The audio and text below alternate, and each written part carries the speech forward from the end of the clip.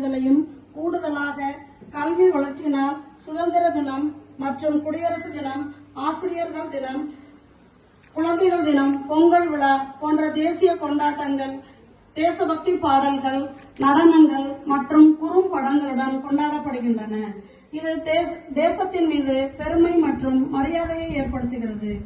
ஆளுமை வளர்த்தெடுக்கும் ஆற்றல்சார் இயக்கங்கள் மாணவர்கள் தங்கள் சிந்தனைகளை விசாலப்படுத்திக் கொள்ளவும், அவர்களின் சிந்தனைகளை உயர்வுற செய்யவும், சிறந்த தலைவர்களாக மாணவர்களை உருவாக்கவும், அவர்களது உடல் நலனில் அக்கறை கொள்ளவும், இயற்கையை நேசிக்கவும், எப்பொழுதும் தயாராயிருக்கவும், எல்லோரும் எல்லாமும் பெற வேண்டும் என்ற கவிஞர் கண்ணதாசனின் உயர்ந்த கோட்பாட்டை நிறைவேற்றவும், மாணவர்களுக்கு உடல்நலக் கல்வி, தேசிய பசுமைப்படை, இளம் மாணவர் இயக்கம், செஞ்சிலுவை சங்கம், சாரண சாரணியர் இயக்கம், முன்னாள் மாணவர் சங்கம் என பல்வேறு இயக்கங்களும் பாடம் சம்பந்தமான அறிவை அவர்கள் விசாலப்படுத்திக் கொள்ள மன்றங்களும் மாதத்திற்கு ஒரு முறை கூட்டப்படுகிறது.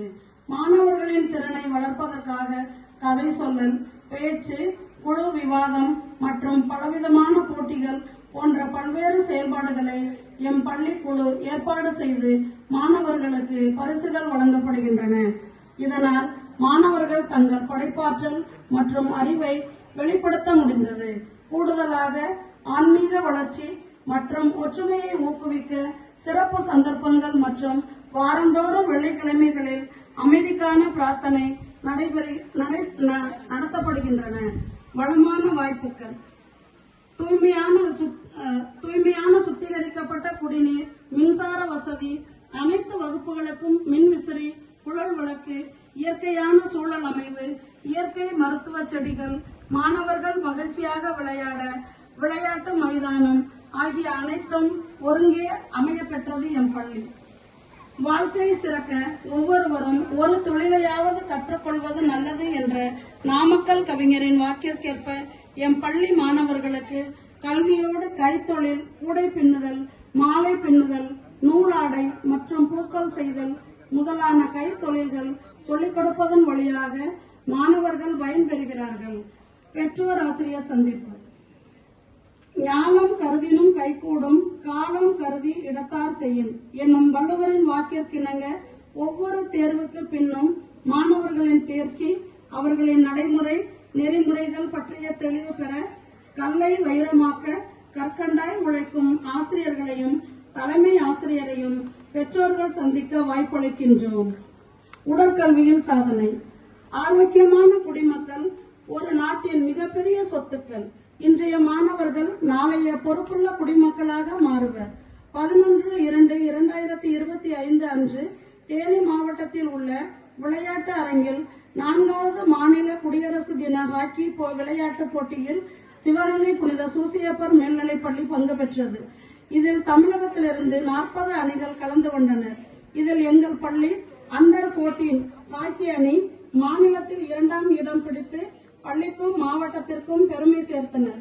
14/7/2025 மற்றும் 15/7/2025 அன்று சென்னை காட்டாங்குளத்தூரில் உள்ள SRM பல்கலைக்கழகத்தில் பல்கலைக்கழகத்தின் நிறுவனர் அவர்களின் பிறந்த நாளை முன்னிட்டு நடைபெற்ற மாநில அளவிலான பள்ளி மாணவர்களுக்கு இடையேயான ஹாக்கி போட்டியில் 18 அணிகள் கலந்து கொண்டனர்.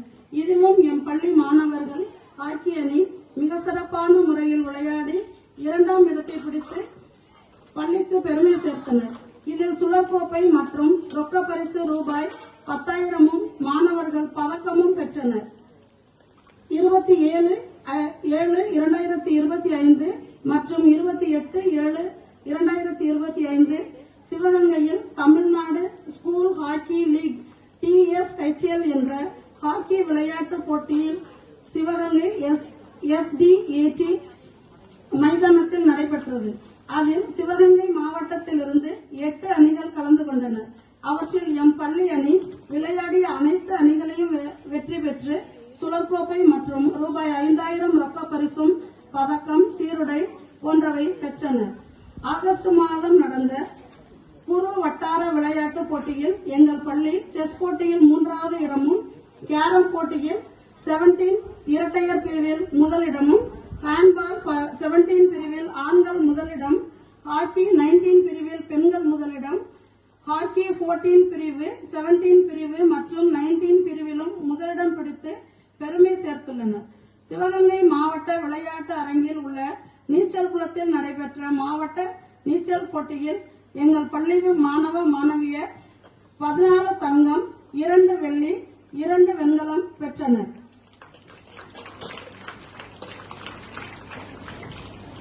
நன்றி. பயன்தூக்கார் செய்த உதவி நயன்தூக்கின் நன்மை கடலின் பெரிது என்ற வள்ளுவ பெருமானின் வாக்கிற்கு இணங்க மற்றவர்கள் மாண்போடு வாழ வேண்டும் என்ற உயரிய நோக்குடன் எம் பள்ளியின் வளர்ச்சிக்காக உடல் உழைப்பும் பொருள் உதவியும் செய்த பெரும் தகையாளர்கள் அனைவருக்கும் நன்றி நவில்கின்றோம். எமது எளிய அழைப்பை ஏற்று மகிழ்வோடு வருகை தந்து தலைமை பொறுப்பேற்று அறிவுரைகளும் பரிசுகளும் வழங்கி சிறப்பிக்க இருக்கும் சிறப்புரையாளர்களுக்கும் எம் இதயம் கனிந்த நன்றிகள் பல. இரு கைகள் தட்டினால்தான் ஓசை உண்டாகும் என்பதற்கு இணங்க ஆசிரியர்களாகிய எம்முடன் பெற்றோர்களும் இணைந்து செயல்படுவதால் கல்வியின் தரம் நன்கு உயர வாய்ப்பாக அமைகிறது. எனவே பெற்றோர்களுக்கும் எங்களது நன்றிகள் பல. பள்ளியின் மேன்மைக்காக ஒன்றுபட்டு அயராது உழைக்கும் ஆசிரியர்கள், கருத்தோடு கடமையாற்றும் அலுவலக பணியாளர்கள் மற்றும் கல்வி என்னும் ஓடத்தினை கருத்துடனே ஓட்டி எதிர்வரும் இடர்களை தாண்டி சென்று எழில்மிகு எதிர்காலத்தை எட்டி பிடிக்க துடிப்புடன் காத்திருக்கும் மாணவ செல்வங்கள் அனைவருக்கும் எங்களது நன்றிகள். பெற்றோருக்கான ஓர் அன்பான வேண்டுகோள். பள்ளி நாட்களில் தவறாமல் மாணவர்களை பள்ளிக்கு அனுப்புங்கள். 10, 12ஆம் வகுப்பு மாணவர்களுக்கு காலை 8:30 மணி முதல் மாலை 5:30 மணி வரையும், மற்ற மாணவர்களுக்கு காலை 8:30 மணி முதல் மாலை 4:20 மணி வரை நேரம் என்பதை உங்களிடம் தெரிவித்துக் கொள்கிறோம். அலைபேசியின் வழி பாட சம்பந்தமான எந்த செய்தியும் மாணவர்களுக்கு அனுப்பப்படுவது கிடையாது. பெற்றோருக்கு மட்டும்தான் பள்ளி தகவல்கள் பகிரப்படும்.